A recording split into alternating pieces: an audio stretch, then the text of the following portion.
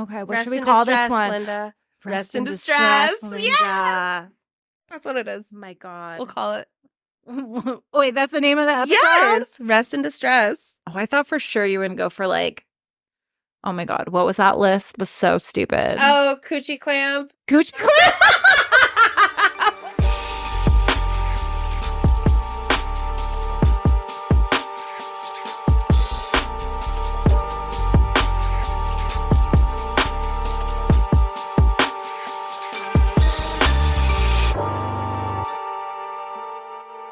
Oh my God.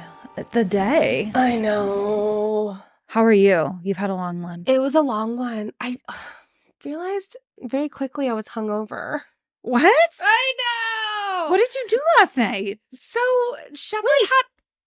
It was a Monday night. I know. Shepard had his party. Oh, yeah. I forgot. And you know me, I need to drink and socialize. I can't just socialize all naked.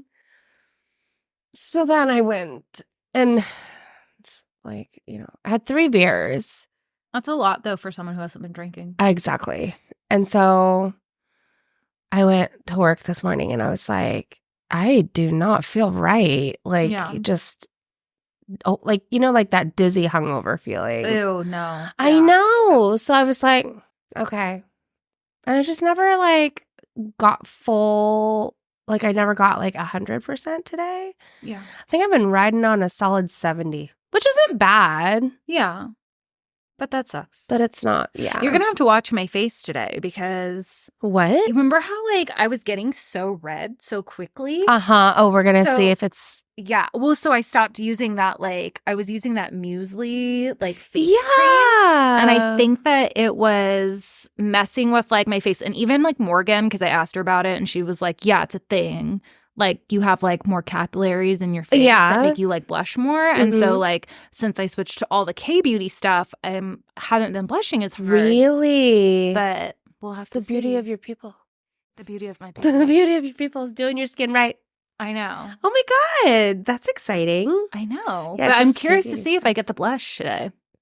Even though I only have one. Yeah. But I feel like last time I only really had one. You had, like, half of one. I know.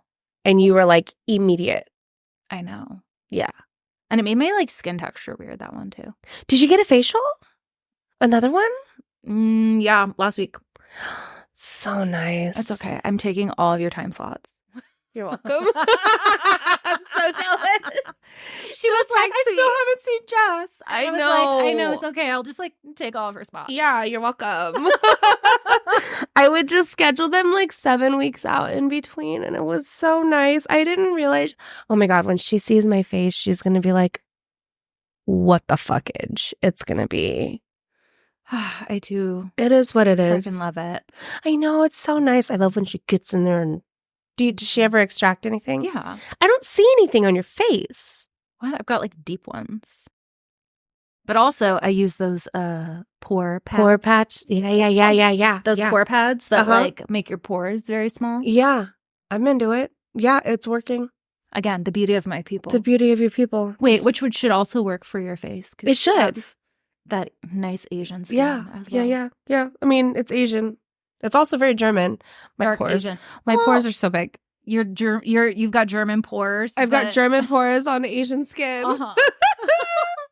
That's what I kind of feel like. So confused when they like try to imagine what we look like. They're gonna be like, I don't know. They're like, what kind of Mongoloid women are these?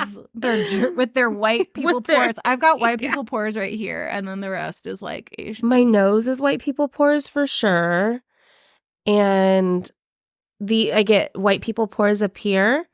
Right here. Oh, yeah, like just T-zone. Uh-huh. Just, oh, God, the pores are crazy on my chin. Yeah, same, but you got to uh-huh. You can feel it. It's so gross. It's so gross when I have makeup on from, like, this morning, or it, like, exaggerates how it feels. Uh-huh. You feel the, like, dip. Okay, we should probably get to it, because my mom is watching the kids, and she said, how long is this going to take? And I was like, not too long. She's like, you're not going to talk for 45 minutes before you even start the story. She be knowing. And I was like, no. And now we're only at, wait, you're like 12 minutes. Oh, see, there you go. We have to, we have to catch up. But she is solely doing this for a shout out. So, okay. Shout out, Mom. Shout out, Thank Cindy. you. Thanks. Yeah. Yeah. That's fine. Okay, wait, no, yeah. Okay, I'm sorry. We're doing it. Wait. We're doing it. Yep. We're starting. We're starting. Did you just hit your face on that? No. Oh. Did it? I think it's because I moved. I thought that you hit your face like full on. Like... No. But I'm just like trying to. Okay. Game face. Yep. It's been a while since we've done this at night. I know. Okay, so there is a trigger warning. Oh my God, there is a trigger warning. Huh? We're gonna be so proud. I'm Jess. I am Jenna. Oh my God, we almost forgot it again. No, we're so bad at this. It's okay. Oh my God. Shout out Morgan. Good Lord. There's a trigger warning for sexual abuse. Boo. It's not what you think though. So it's like not that bad, but it's still bad, but it is what it is. Okay. This one is wild. Oh, look at you using Faye's Valentine's notebook. AFK LOL. AFK, is that what it says? Yep. What does that mean? I don't know. We gotta look it up. I'm sure it's like there's a code we need to crack. What if it's like the hotness on the street? Let's see. Wait, hold on. AFK. AFK LOL. Away from keyboard. That I knew that makes so much sense. I knew that in my like AIM heart, but like I didn't think that. I would have why would it thought be that on a piece of paper written? AFK. It's as if she was going to like it would create a name like that was gonna because it's AFK LOL and then there's like an underscore. Oh, good Lord! I just want to know. What goes on in that brain. Oh God, I can't with kids AFK, nowadays. Away from keyboard. That's crazy. It's like the new BRB. Yeah, I think that it was like the generation after us did AFK. Yeah, or maybe like even I don't know. No, I think BRB is still a thing. Is it? Yeah, I don't know. AFK all the way. LOL. Okay, hold on. Let's do this. Oh. Okay. So, Alan Ross, he was a 42-year-old documentary filmmaker and cameraman living in Chicago. He was funny and laid back and very much a creative who was drawn to the adventure and travel. And in 1995, he is missing. Eek. And it's been months with no word from Alan, and his friends and family are starting to worry, and law enforcement is like, no help. They're like, he's a grown-ass man. You can't report someone missing who's maybe they're not missing. Yeah, maybe they're hiding from you because you suck. Maybe they're somewhere adulting. Yeah. So it's been months with no word, and his friend Christian Bauer and Galen, I'm so sorry, I don't know, Galen Emerzian, I believe is her name, and Christian Bauer, they're fellow filmmakers who decide with the help of Alan's twin brother Brad and his father Lori to investigate where he might have gone. They traveled to Cheyenne, Wyoming, which is his last known residence, and they find a neighbor who says that no one has been there in months, but she was given all of these things from the woman who lived there and said to sell them ASAP and she could keep the money. Of those possessions was Alan's camera, his notes and journals, and boxes of bullets from multiple guns. And such personal items. Yes. And his friends, they're like, I don't really know what to make of this, but we know for a fact he would have never left his camera. Because this is the 90s. It's like, it's not like a camcorder. It is like a reel-to-reel like film camera. It's like expensive equipment. It's got like all of his gear, his like different lenses, all of his stuff. So they're like, he wouldn't have left this if something must have happened to him.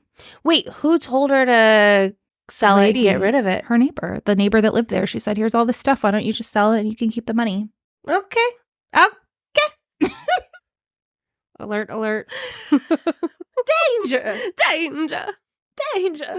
So Alan grew up in the suburbs outside of Chicago. He was close to his twin brother Brad and his mother, but had kind of a hard time connecting with his dad. And it's mostly because his dad was like the typical Midwest, like mid-century dad that's like not really interested in anything, his kids' lives. Damn. And he was like a scientist, so he was just very introverted and not a very good communicator. And Alan was like, he was like He was a creative, weird kid who was really close to his mom. And so the first chance he gets, he takes off to the city.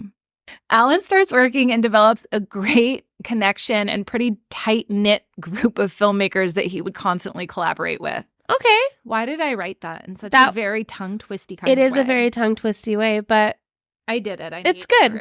Yeah. 2 of those directors were Christian Bauer and Galen Emerzian. Sorry, Spell Galen. Emerzian. Yeah, that's the only way. Right? Okay.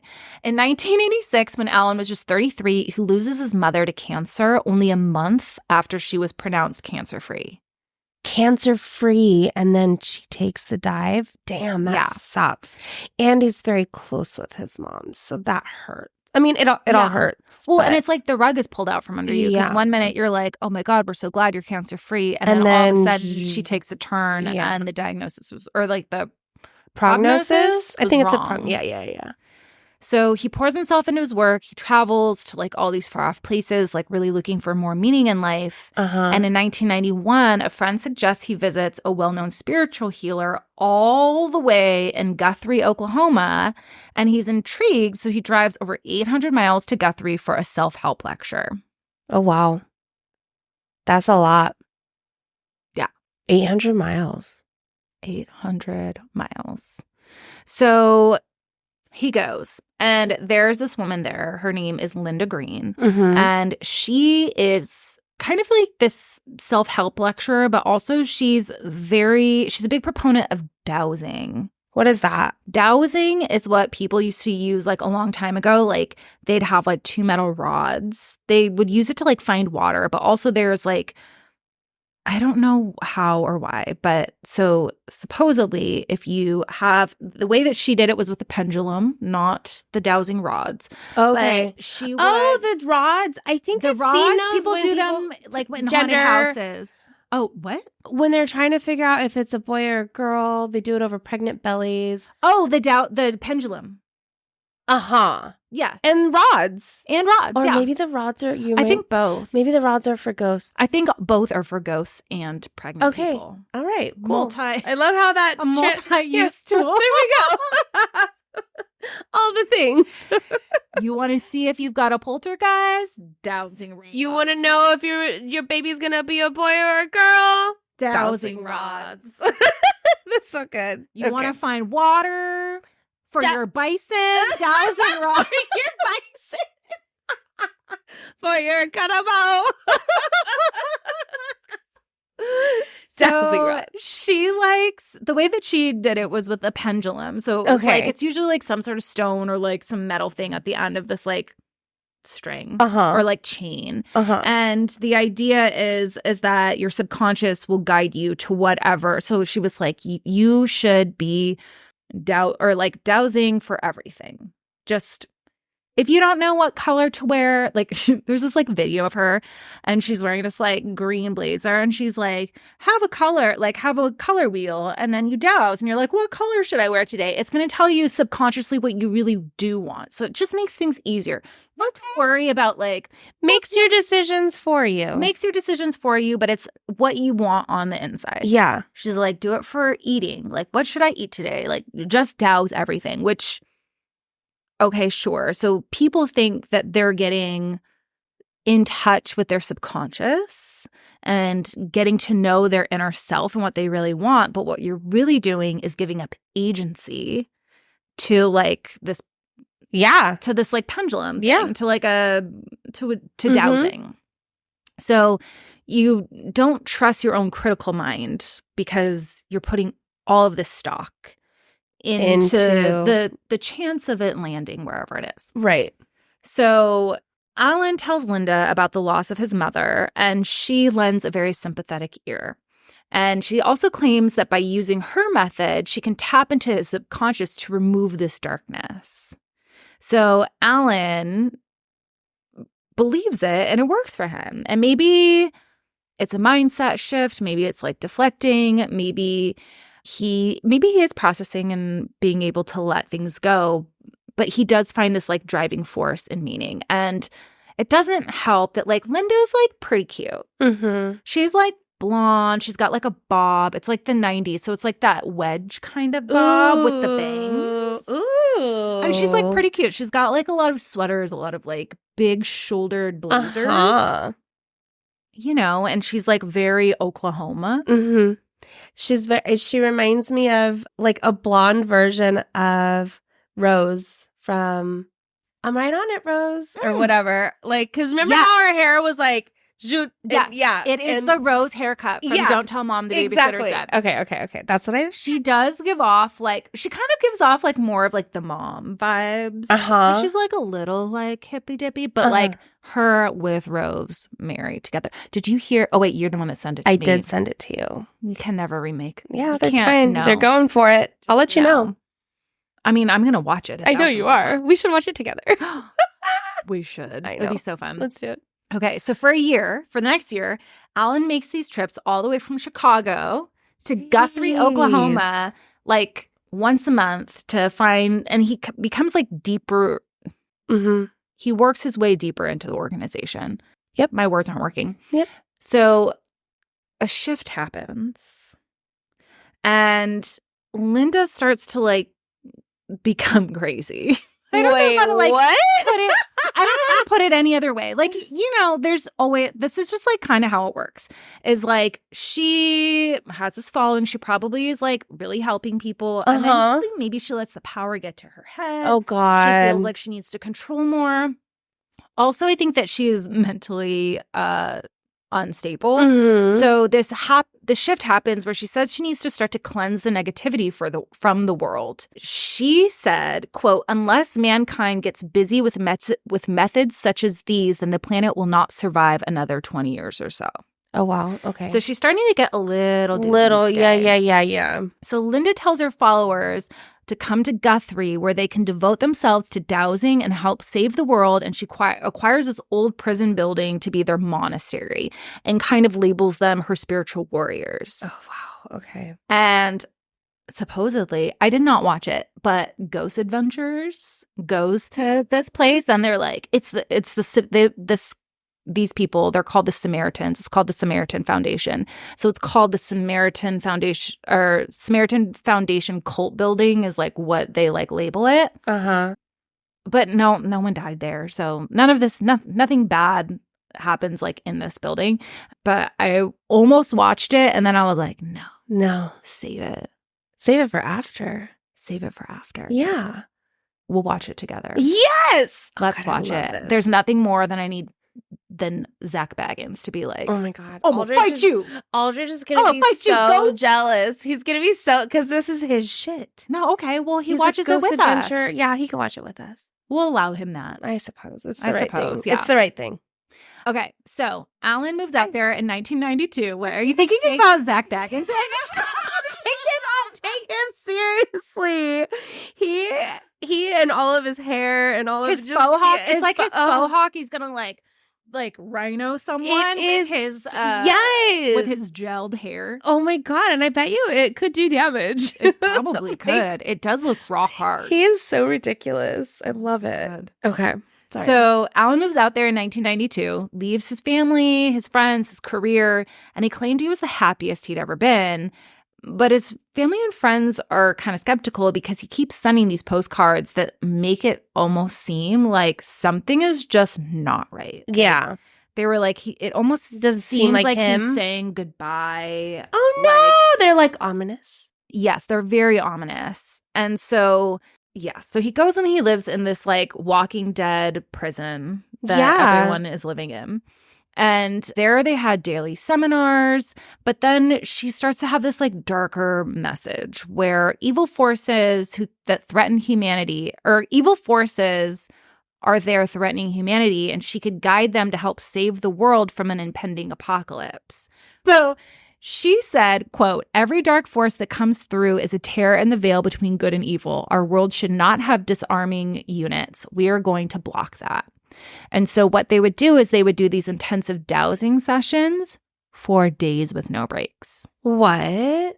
That's ridiculous. And she would have like new charts every day. Like the chart looks like a pie chart and it's got little answers written in every slice. Uh-huh. And I don't know what would be on a normal like dowsing chart. I looked them up and it looked like nonsense. I bet you just fill it in with whatever you want to fill it in. You can just like fill it in and do whatever. But she had these new charts every day, and she believed that negative entities were everywhere, and only with dowsing could they be removed. I wonder what it was that sent her to Looney Town. I think it's the power, but also my guess she's is drunk on power, and yeah. I don't think that they were doing like a lot of drugs there, but I think or drinking a lot, but I think she particularly maybe in was. the psychedelis. I don't know. It's the 90s, so it's like post, like it's harder to get it, and it's like I think it's just like straight up crazy town. Yeah. Okay. So they were living in this room. They're dowsing every decision, or like this old prison, dowsing every decision. There was sleep deprivation, sunlight deprivation. They were just like in this kind of state of delirium. Alan was a true believer, and he did believe he was helping people, but he starts to like isolate himself. Again, he starts sending those postcards that are like a little bit ominous. Mm-hmm. And he's got now Linda, who's kind of like drunk on power and control. Yeah. And the Guthrie Police Department, they start to become concerned that the Samaritan Foundation was a cult. And they were afraid of another like Waco or People's Temple, like a Jonestown situation happening in their town. So they start keeping tabs on them. Oh, good. So they call the prison to talk to Linda, and it does not go well. She's just like, I'm not going to talk to you. Like, I'm not going to say anything to you because you don't own me. Like, yeah, she's like more irrational than she should be.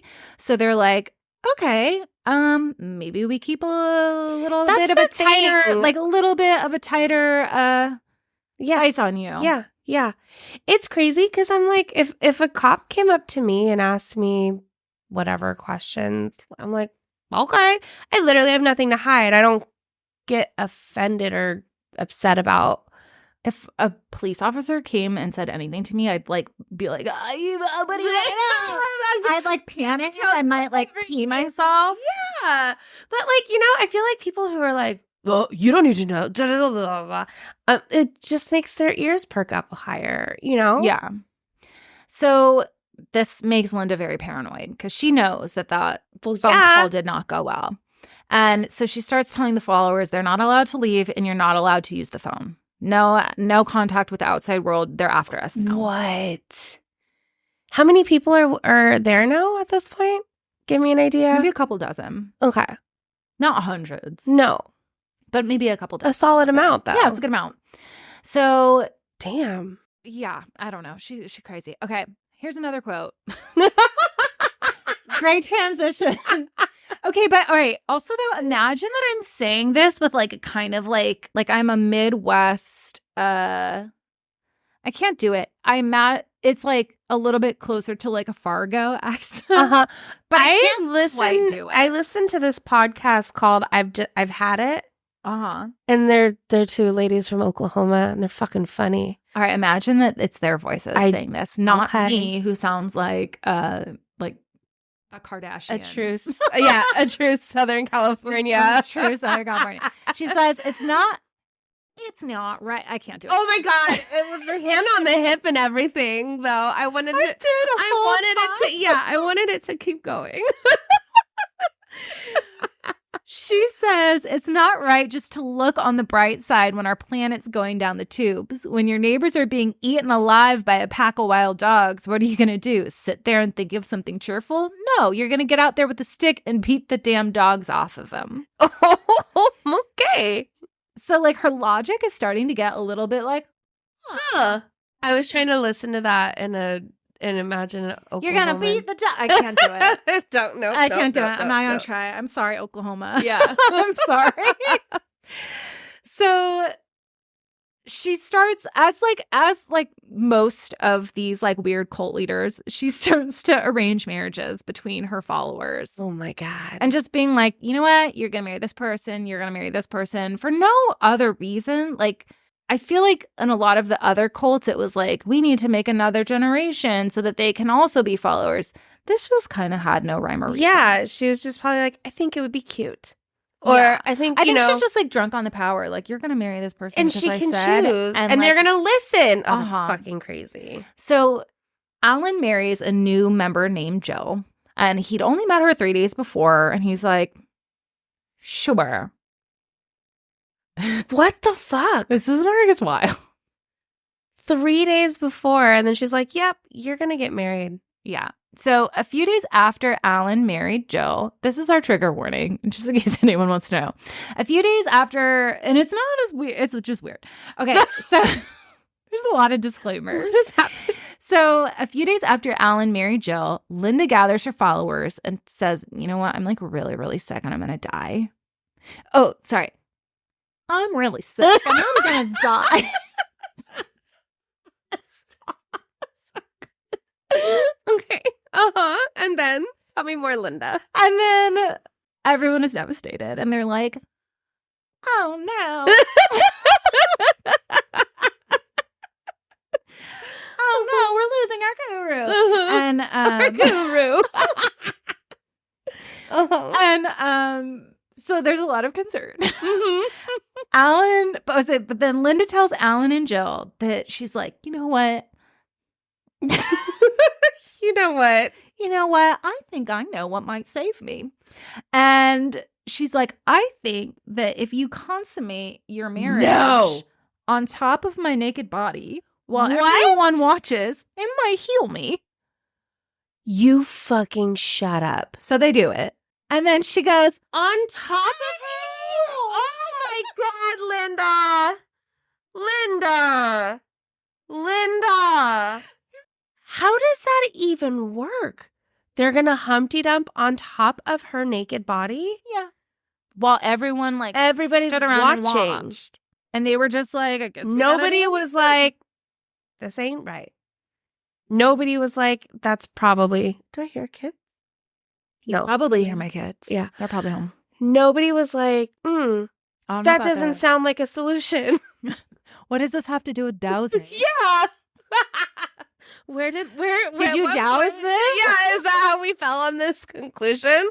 Maybe we didn't douse this prison building and there's a poltergeist in it. Or wait, what will possess you? Oh, it's not a poltergeist. It's exorcist? A demon. A demon. Demon. A demon. We didn't use our dowsing rods to see if there was a demon here. Oh my God. Does that sound like a Oklahoma? No. None of it does. Zero of it does. I'm doing a really good job. Yeah, we're killing it. So anyway, after she's like, I'm healed, she sets her sights on Alan and she's just like, you know what? You did it on top of me and now I'm into you. Shut up. Oh my God, that is so crazy. That's and she ridiculous. kicks Jill out of the monastery. Stop. So Jill came in. Bye. Yeah. 3 days later, she said, you're going to marry this guy. Also, you're going to hump him on top of my body. In front of everyone else. You know what? You gotta go. Yeah.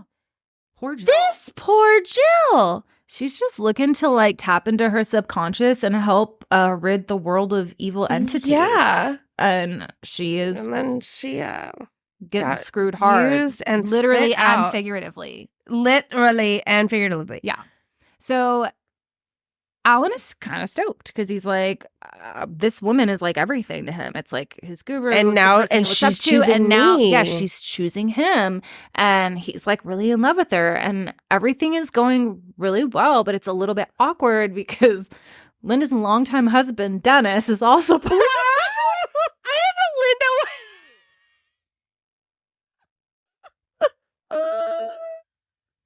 I did not know Linda had a longtime fucking husband. Oh my God. I saved that. You sure did. I did. For this moment. So she's just like, hey, Dennis, I'm going to divorce. Oh, wait. Sorry. Hey, Dennis. I'm going to divorce you. We're going to get a divorce, but you're still going to be in my cult, right? Yeah. And he's like, yep. Yep. Yep. So he just sticks around, probably because he is also brainwashed and is like, I mean, what else does he know? Yeah. Yeah. So, also, he's probably still in love with her, and he's probably like, yeah, he's I'll like, do whatever anything you want, say, which is whatever like, you say. poor fucking Yeah. Dennis. Yeah. So Alan becomes kind of like his status rose, right? Yeah, well, yeah. In the cult. And then the dowsing charts get like weirder and weirder. There's one of them they like showed a picture of it in this documentary I watched, and it was vagina clamp, zombie music. I'm doing no one can see what my hands are doing. No, but I'm doing a pie chart. She's doing a pie. I'm pointing out the slices. The slices. The different slices. Vagina clamp, zombie music, lesbian lice, spasm liquid, dead brains. Why? What is that dowsing chart? What are these choices? Yeah, I don't want to fucking know. Is your subconscious like, you know what? Lesbian lice. Vagina clamp. Vagina clamp. Why? I don't know. No. Lesbian lice. Why? None of it. None of it. Okay. So the police go over to the prison to investigate, but Linda like blocks them, and it turns into this like screaming match. She's like, "You're not gonna get in." You're not gonna get in. I do the hand on the hip. You're not gonna get in here. And so her like paranoia is like leveled up. Yeah, it's on like 10. turned up to 11. Mm-hmm. Then the Oklahoma City bombing happens, and Linda worries that it's going to get blamed on her group because, okay, but you're not that big. Yeah. But she's very big like, on paranoia. She's really paranoid. She's like, oh my God, they're going to blame this on us. So she disbands the groups and tells them to leave Guthrie. She's like, leave now, everyone go. Alan stays with Linda, as does Dennis. Poor Dennis. Jill's long gone already. Poor Dennis. Uh-huh. And also does Julia Williams, who is a trust fund baby and assistant who basically just bankrolls them. Oh, wow. How did we meet Julia? She was part of the group. I don't know. So they douse a place to move, and they land on Cheyenne, Wyoming. Julia buys a house for them all to live in. And Alan starts to like now that they're like living outside of the prison and outside of kind of like their little commune, he starts to see her more as like a normal, insane person. He's like, without your people and without this like you are just that you commanded, fucking crazy. You were just fucking insane. Yeah. And you were just not a normal ass person. So he starts to question her teachings, and that's where it goes wrong. He starts to become a little disillusioned.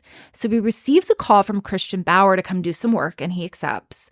And he travels to St. Louis, and he falls right back into like being behind the camera. Yeah, into his creative space. And he's like feeling like himself again. And he's like, he makes this plan. He's like, I'm going to leave the group. I'm going to leave Linda. But Linda and Julia sense something's off, and they track him down to New Orleans, and she pulls him away from the shoot, and he like follows her and gets in the car. First of all, how does somebody do that in 1992? That's fucking some 007 stealth type shit. How do you track somebody down in 1992? I'm sure he was probably being like, oh, we're going here. Oh, we're going to go here on this day. Like, he probably told her like a little bit of her plans. And not realizing she was going to like... She was like right there. Show up. Yeah. That's crazy. Next to her non-cordless phone, just like writing things down on that notepad. On this notepad that says AFK LOL. Exactly. So a few weeks later, Christian wires Alan's payment to him. And so he calls him to be like, to confirm that he got it. Did you get it? Yeah. Never hears back. At the same time, Brad, Alan's brother, notices he didn't get a card from Alan for his birthday.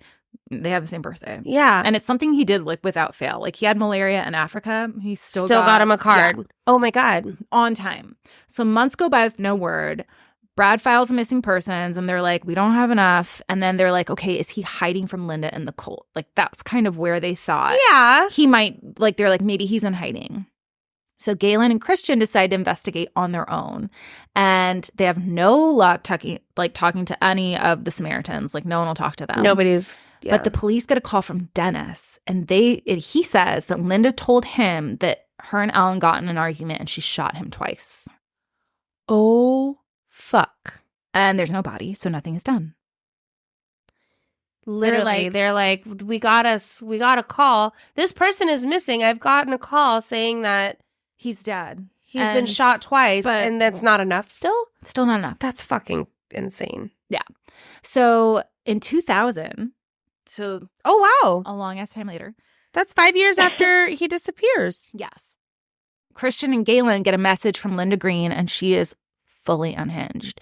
And she hears that they are doing like this kind of like investigation / documentary on trying to find him. And so she's like, you can come interview me.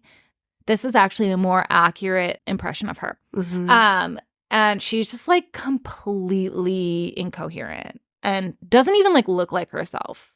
She looks like that lady that like sits in a plastic chair and like rants at nobody. Oh, you know? Yeah. And she says that Dennis killed Alan over who the alpha male of the group was going to be. Okay. And so then Brad... That doesn't make sense because in this world, there's no alpha male. There's only no alpha her. But she's like, they're trying to figure out who the alpha male is. Oh, my God. I nailed it. You did. So that was the best Brad, one. Alan's twin, he begs the Cheyenne PD, go look at Alan's house one more time because this is not adding up. It's not right. And they're like, fine. And my brother is missing. Like, yeah. Now you have two people saying that he's dead. Yeah. Accusing each other. Yeah. So they finally, they're like, okay, we'll go and we'll look at the house. And they're like, it's been 5 or 6 years. We don't think that there's going to be anything because even if we find something, like, is it going to be usable? Is it going to be any? Yeah. Yeah. So they find a hidden room in the basement and things are off there. And they find one high top Converse with a bone in it. Fuck that. What kind of bone? A femur. Ugh. So they test it and they were Alan's. No, that we had to know that was going to happen. I know. You know what's really funny is this is actually not funny, but I mean, it's funny, but not funny. But in like the documentary I watched, it wasn't even a documentary. I watched 2 documentaries. But like one was like, God, what was it? Deadly Devotion or something. I don't know. But the guy, he says that he calls and he's like, hey, did your brother Alan, did he wear sneakers? And he was like, yeah, he did wear sneakers. And he's like, I know we have our man. And I'm like, oh, really? Yeah. Great detective work. Did your brother Alan, did he wear blue jeans? It's him. It's him. We've got our man. No one else could possibly ever wear tennis shoes and blue jeans. Yeah. Exactly. Oh my God. So the coroner reported that Alan died from a gunshot to the head with a 9mm in a way that could not have been self-inflicted. And his body was castrated. Oh, that's fucking cold-blooded. It's overkill. Yeah. Isn't that what they call it? Overkill? It's a crime of passion. Or passion of crime. Or crime of passion. Crime of passion. I had it right the first time. It didn't feel right. So I had to reverse it, and then it felt worse. Yeah. So they began to investigate, but when they got to New Orleans to interview Linda and Julia, they were both like just completely incoherent. Yeah. Like, they were like, you guys are fucking insane. A few days later, Julia calls to tell them Linda had died of liver failure due to alcoholism. Julia says she wants to confess that she saw Dennis Green shoot Alan and she helped him bury him. Oh my God. But they're smart enough to know that that's not. Yeah, I'm like, they're like, you're just trying to cover up for exactly her because she's dead and you want to try to like you're trying to save her name legacy. Yeah. So November 2004, Julia's trial starts. Brad sat behind her, like the twin. And she thought she saw a ghost because he said that she turned like sheet white looking at him. And he that was makes like, me very happy. I know. That makes me very happy. So she recounts her story about how Dennis shot him and blah, blah, blah, blah, blah. But then Dennis has a receipt for November 22nd in Colorado for the day that Alan was shot. I wasn't even He couldn't there. even been there. And Linda Green owned a 9mm gun. So the theory is that on November 22nd, Alan and Linda fight. He wants to leave. She shoots him in a rage, point blank, and Linda helps him drag him to the basement where they castrated him before burying him. Fucking cold-blooded. Cold-blooded. Julia is found guilty as an accomplice to murder and spends 18 months in prison, which is like... That's it? So stupid. People go to jail for longer for like smoking weed. I know. And this is like back in the day too. So you think you would get a higher sentence for smoking weed than you would for apparently castrating a body and assisting in burying them. That is fucking crazy. Ew, I hate that Linda kind of just died. I know. She didn't get what was coming to her. Nothing at all. I mean, she died. I mean, that's good. Rest in distress. Yeah. Oh my God, I love that. What? That's from Morbid. I would think it's from everywhere. I think it's from I've everywhere. never heard that in my life. What? Really? Yeah. Rest in distress. Yeah. God dang it. That's a thing. I literally love it so much. I'm going to use that. Forever. I'm going to keep it in my pocket. Literally, rest in distress. Oh my God, when I use it next, it's going to be so satisfying. Yeah. Hopefully, Linda Green. Don't you fucking Linda dare Green rest is like in peace. resting in like distress 0 peace with a vagina clamp. A vagina clamp. Some lesbian lice. And much, and a lot of lesbian lice. Oh I don't know what lesbian lice is. Is it like, what is lesbian lice? Who even knows? Poor Alan. He didn't even want to stick around. He didn't. He should have just. This lady be cray. I'll post videos. She is nuts. So wait, who's the one who sold his stuff? Linda. It was Linda. It was Linda. That's fucked up. Yucky poo poo. Yucky poo poos. Okay. Well, R.I.P. Alan. R.I.P. Alan. Okay, what Rest should we in call distress, this one? Linda. Rest in distress. Yeah. That's what it is. Oh my God. We'll call it. Wait, that's the name of the episode? Yes. Rest in distress. Oh, I thought for sure you wouldn't go for like, oh my God, what was that list? It was so stupid. Oh, coochie clamp. Coochie clamp? What is vagina clamp? Lice. Lesbian lice. Brains. Spasm liquid. Zombie music. Nah. So weird. Rest in distress. Rest that in was my distress, biggest. Linda. Yeah, that. I love that so much. I'm gonna use it. Okay. Well, thank you for listening. Thank you. Follow us on. I don't even remember what we do. Spiritually fucked. Spiritually effed podcast on Instagram. There you go. Rate and review and follow us. Share with your friends. Also, if you are wondering, hey, is this a scam? Mm-hmm. Mm-hmm. Is this spiritually fucked? And you just don't know. DM me or us or email us at hello@spirituallyfucked.com and we will look into it for you. I love that. We will let you know. Fuck yeah, we will. If you're like, I don't know about this like amethyst crystal, or you're like, I don't know about this like tarot card reading, or we'll find out. We will find out and tell you all the things. That's juicy. Okay. Thanks. Thanks for listening. Thanks for getting spiritually fucked.